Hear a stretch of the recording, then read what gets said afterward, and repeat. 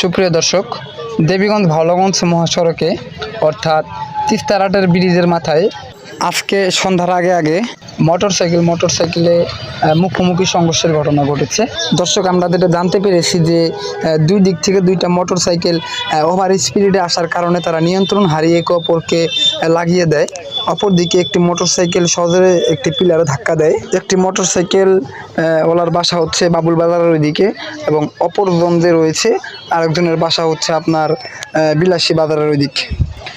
তাদেরকে গুরুতর আহত অবস্থায় দেবীগঞ্জ মেডিকেলে প্রেরণ করা হয়েছে। আপনারা দেখতে পাচ্ছেন যে মোটরসাইকেলের অবস্থা অনেক খারাপ হয়ে গেছে এবং অনেক গতিতে এসে মোটরসাইকেলে লাগার পর তারা নিয়ন্ত্রণ হারিয়ে সেই পিলারে ধাক্কা দেয়। এরপর সেখানে থাকা লোকজন তাকে উদ্ধার করে দেবীগঞ্জ মেডিকেলে পাঠিয়েছে এবং দেবীগঞ্জ মেডিকেলে পাঠানোর পর সেখানে যে কর্মরত চিকিৎসক রয়েছেন তারা তার অবস্থা সিরিয়াস দেখে তাকে রংপুর নিয়ে যেতে বলেন এবং তাৎক্ষণিক সময় তাকে দেবীগঞ্জ মেডিকেলে ট্রিটমেন্ট দিয়ে তাকে রংপুর রেফার করা হয়েছে।